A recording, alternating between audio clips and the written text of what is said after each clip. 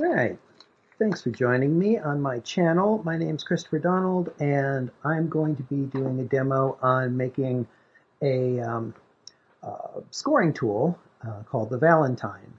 This is named after Jim Valentine, who used to work at Henry Ford Museum in Greenfield Village in the 70s.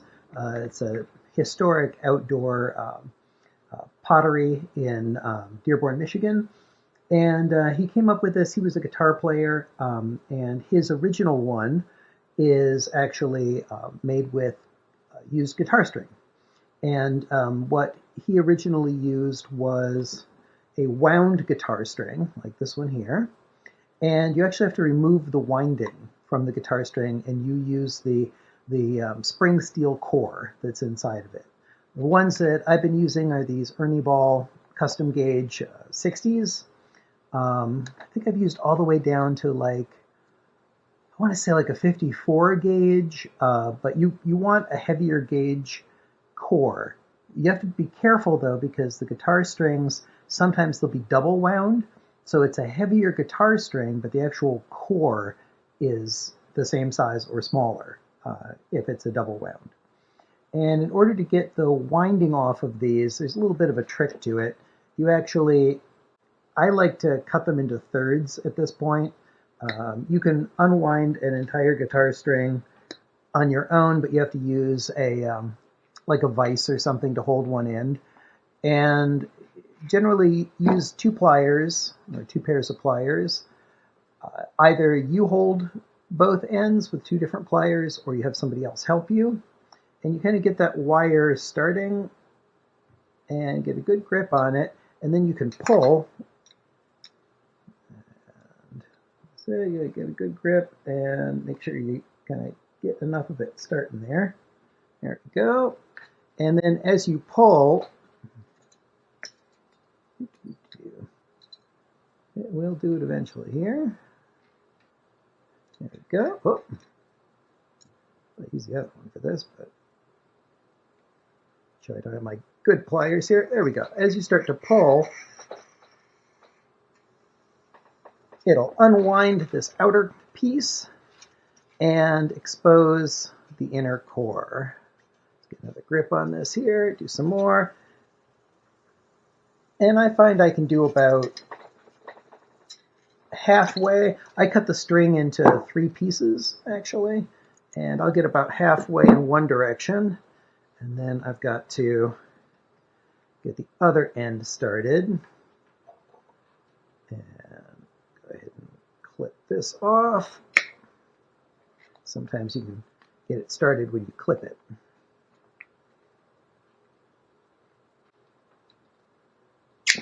Nope, almost. Got that end good.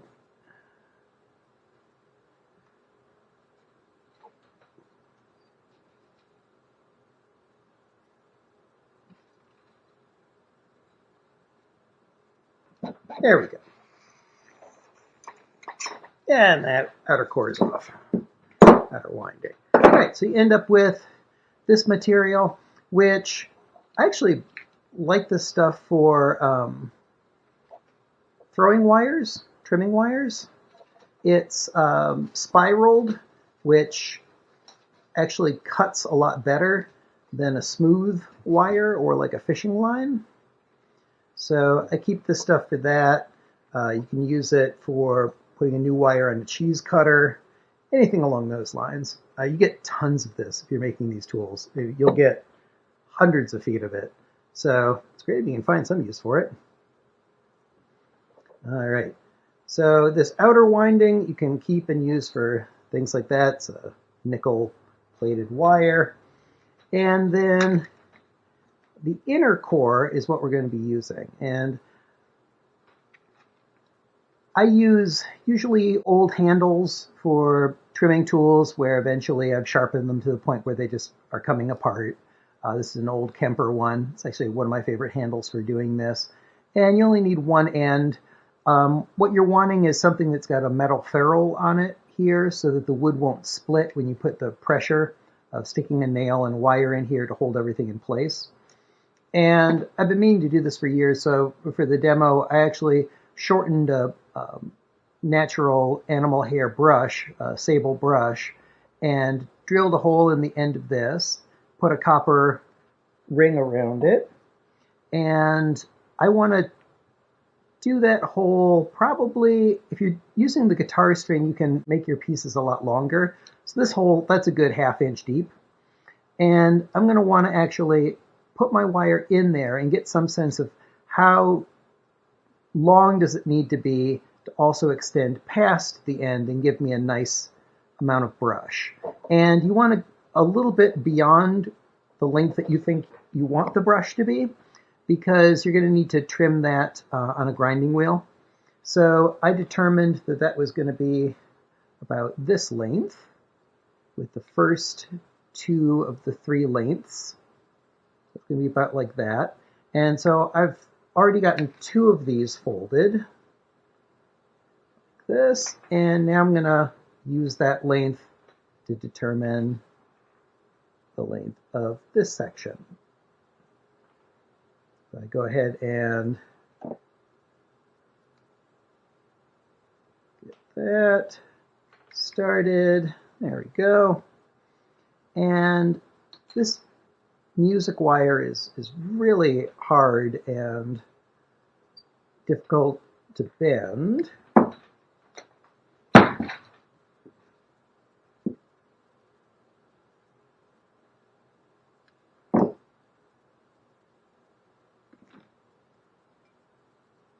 I'm going to use the tool to start the bend. And you want to squeeze that flat, nice and flat. So you're going to be trying to get all of this to fit inside of the hole that you drilled. Now the size of the hole, I am usually between 1/8 and 1/4 of an inch, depending on what the size of the bundle of wire is that I'm putting into it. So I do a test one before I start making either one or multiple tools, just to determine what a good fit is for that hole. And you want a hole that's just big enough that you fit the wire into it and the nail won't actually slip into the hole. Show you that in a second here. So you need to be able to kind of cram that nail into there. Okay, so I've got my 3 bundles here, and I can get those all together. Slide that into the hole, and I have a finishing nail. Now, I actually think this might not be tight enough. I'm going to give this a try and see if it actually is. I like it where I kind of almost can't push the nail in there, and I think this hole might be a little on the large side because I can actually just push that straight down in there. If I feel that that's going to be the case right away, one trick that I found is that you can use this scrap little piece, and I'm going to cut this end off. There we go. And I can put this down in the hole. There we go. And then I'll slide these in.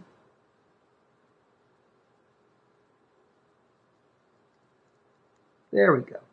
And then that should give me enough extra inside there. Yep. And see, that's not wanting to go in easily. I can just get it to kind of stay, pushing with my finger. So that's not too bad. And then you want some kind of a steel block that you can get the nail on it, and then you can push.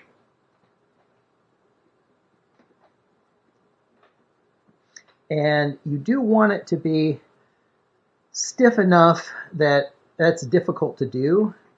And we'll see how much this brush hates me for doing this to it. One reason why I haven't used the brushes for this. You actually have to hit it.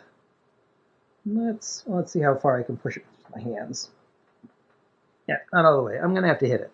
So let me grab a little extra piece of wood here. I'm folding those bristles over, kind of protect them a little bit. Trying to get just the corner of that metal on there. Oh, it's going to be tricky. We'll see how much this thing heats me after I do this. So I usually end up having to kind of hold it against here as I hammer. I've actually had to hammer a brush like this before. This even does. Well, it's going in. Maybe I can...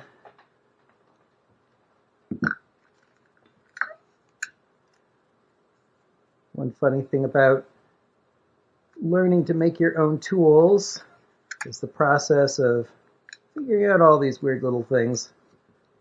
What if I have to pound a natural bristle brush with a hammer?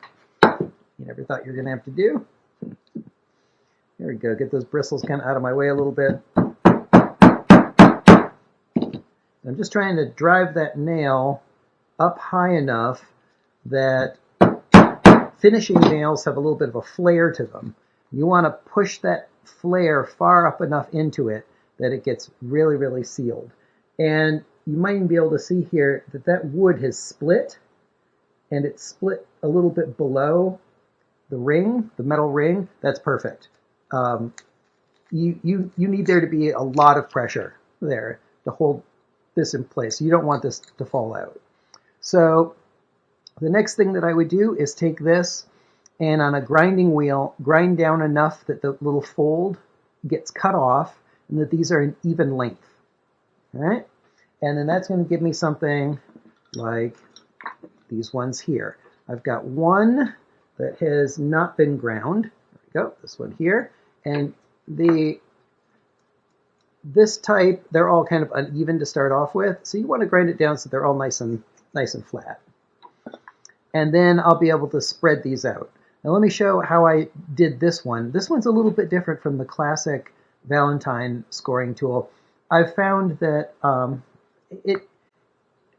doing it with the guitar string, you got to buy a guitar string, and it's a little expensive for me to make large amounts of these, especially if I'm just going to give them away. And I make them fairly often for my students. So I've come to have to budget it a little bit. And the budget version is to use a steel brush like this. And with the steel brush, I can actually pull the kind of bristles out of it with a pair of pliers. And these are spring steel as well. So it's actually pretty high quality. They're already folded. They're all mostly the same length already. And I like to use kind of like a full bundle and then like another 4 or 5. So I'll generally take and pull one apart and then kind of thread some extras. Sometimes I can't fit too many. There we go. I try and thread like 3 to 5 more in here. Over time, you'll lose them. Sometimes they'll get bent back and forth a little bit too much, and they'll break off. But boy, I would say so. This scoring tool is 15 years old. This is one of the main ones I use, and I've never even lost one of the tines in this. I've used them for as long as 20 years without any issues. And these ones, I've used one of these for as long as 15 years without any issues. So these, if you build one with the guitar string especially, it may be the last scoring tool you ever make. They're phenomenal. Now the different weights of wire that you can use, like this wire is actually a little bit finer than the guitar string, and there's some advantages to that. One of those advantages is that if you use heavier wire, it will allow you to score when the clay is stiffer. And that can be both good and bad. I find that for people who are learning this, it's better to have a finer wire, because if they have a hard time scoring, that means they should probably be adding water to their clay and be really cautious about putting things together at that later stage. If they've got the heavier wire like this, I can score like late leather hard with this scoring tool. And that's okay for me. I can kind of deal with it, but you might have issues if you don't really know how to properly put a seam together yet. So the finer wire means that it will kind of force you to make sure that your piece isn't too dry when you're assembling things. Okay, I've already got my hole drilled in this one, and I like to keep the little piece of wire that's on here, keeping them all together as a little bundle. And just get that shoved into there, and then I can keep the wires together and kind of push this till it hits the bottom. So that's shoved in there good. And there's, you can see it's basically, because this is folded over, I kind of have like two little bundles here. And I don't like putting the nail in between those bundles. It's just me. I like putting it on the outside of one of the bundles to kind of push the bundles together. Mileage may vary. Some of this I think may just be the quirks of somebody who's been doing it for too long. When I first put the hole in these, I'll take a nail and just put it in backwards and measure how deep the hole is, and then cut the nail so that it's about 1/8 of an inch longer than the depth of the hole, so it can drive down into the wood a little bit, and then resharpen it. So again, these are just little finishing nails. And this one, I've done quite a number of these. This one will not fit easily when I first push it in. It probably won't stay when I just use my fingers. Let's see. Yeah, it won't. That's good. That's how tight, frankly, you kind of want them. So you want to be able to kind of just, I can usually just sort of rest it there with the point, get it on the block, and just kind of push enough that I can feel it going in. And that is normal. I was joking with one of my students that one of the things about, my little folded over clip fell out. That's fine. Technically, you don't need it in there. It's nice for when you're first pushing the bundle in. Okay, but I was joking with one of my students at one point about, with my demos, that I often will show people when something isn't working. And frankly, I mean, part of demonstrating these things for everybody is to make it so that you can figure it out yourself. If I'm explaining why I'm doing things and where things can go wrong, then if you run into an issue, you'll see that these are all things that we just kind of, just troubleshoot your way through it. So bit by bit, I'm driving this nail in deeper. Try and keep the nail as straight as possible. I've had ones go off at an angle, and if they go off at an angle, that's fine. I have all my little samples here so I can show you the ones that didn't work right. Where are we? Where are we? And there he is. If it goes at an angle, it can come out. This one actually poked out from underneath the ferrule, and that might not be as good of a connection, and I ended up having to grind that away. You can also have issues with them wanting to split the wood really badly. This one, it's split in 3 different places. This one is split enough that I'll probably take some super glue and kind of really runny super glue and just kind of drip it down into there and see if I can kind of get these pieces of wood to kind of lock together again. Even though this is probably going to hold it, it's a little on the weak side. I wouldn't mind making that a bit stronger. This one's going in pretty straight, using the corner of the block so I can just get that nail just barely on there. And it should take some pressure. It should take a little bit of force to do this. That's what's going to make them last. Make sure you don't love how the end of this wooden tool looks before you put it on, because you're going to have to fix it when you're done. All right, there we go. I got that nice and flush there. Actually, I think, I could go another tap there.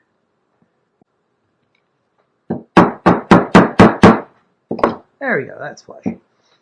Okay, so that's in there good. And notice, so when I normally use old tools that have kind of gotten to the end of their life for making these ones, the ones for myself. But when I have to make them for a whole bunch of students, that's just not going to work. So I bought these cheap trimming tools off of eBay. I think I got like a dozen of them for like $8. These are great. The main thing is that you want this metal collar here, and I just pulled out the trimming tool end. But when I did, there's actually the metal went up higher than the wood, and on the grinding wheel, I actually ground that down so that the metal and the wood are flush. You don't really, because this is being pushed down into it, you don't want to lose like 1/8 of an inch of your length, just because there's a little extra collar there, and it makes it hard to actually work on it. So all of these have been ground down so that that was flush. Once I'm done getting the top part all fanned out, then I'll take and I'll resand, regrind the tools wherever they've been damaged. For me, I'm going to hammer it to get them to go in. The fanning out process, so that this one's just been put in and it's a little bit uneven. Let's grab one of these ones that's been ground down. Here we go. So for fanning these things out, what I like to do is kind of try and bit by bit make this into a bit more of a wide brush. And the wire is pretty springy, and I'm going to be trying to do a couple of different things here. I'm going to be trying to make the fan flat, so it's flat this way, and I'm going to be trying to spread it out. So I want something more like this when I'm all done. All right, and you can kind of use your fingertip and grab a couple of these, and pull them down, and gradually get this stretched out. This is a bit of a process and a bit of a, like, I don't know, it's almost meditative. But I think this is where kind of like the art comes in on making these things. You can tell who's made them by kind of how they're approaching this part of the process. One of my coworkers at Greenfield Village, he did his really specifically, and he's the one that taught me how to make these. He learned it from his coworker, Jim. This one is loose. So this is why we have different examples. Not sure actually why that one failed. That's interesting. I'm going to take a peek at that one later. But they should not, you should be able to like pull on them and flick them, and you shouldn't have any of them being loose like that. Something went on with that guy. I might pull him apart and try putting the bristles back in a different way. Well, you know, that's how videos go. First one to do that is the one that I decide to show everybody. All right, so there we go. This one does not have that loose bristles issue. And so, yeah, I would just keep grabbing these a couple at a time, pulling them backwards, kind of bouncing it a little bit to get them to start spacing out. And you want them just well spaced in a nice broad fan so that you'll be able to score a little bit more evenly. And it just takes time. You can also use like a pencil or something to kind of help, or a pin tool to pull some of these free, separate, and then when you can get them on their own, you can bend them over. There you go. So I would just keep picking at it like that until they look like these ones, and I don't have like 2 or 3 of them all stuck together in the same spot. Anything else I want to mention about this? Like I said, you know, problems happen. You're going to have issues when you're making these things, and don't let it get to you. Try and do, you know, 1 or 2 where you're not 100% like married to it, and you're okay with there being, you know, some small problems with it. You work your way up to kind of doing your best one, and yeah, that's pretty much it. So you can see I've been using this poor guy all the way up. I don't even know how many you can get out of this, a couple of dozen. And this is like $5. So this is definitely the cheapest way of getting the wire if you're looking to do it. And well, that's it. Okay, thanks for joining me. And hopefully this will live on past the three of us, I think, in the world that actually learned how to make this tool. It was me and my two co-workers, well, four of us, and the original gentleman, Mr. Valentine, who came up with the tool. All right, thanks for joining me. Oh, and I'm going to post a link to written instructions for making this tool as well. And hopefully anything that I might have skimmed over or not explained well enough, you'll be able to get from the written instructions. Okay, thanks for joining me. Please subscribe if you want to be notified of new videos, and I'll see you again soon. Bye.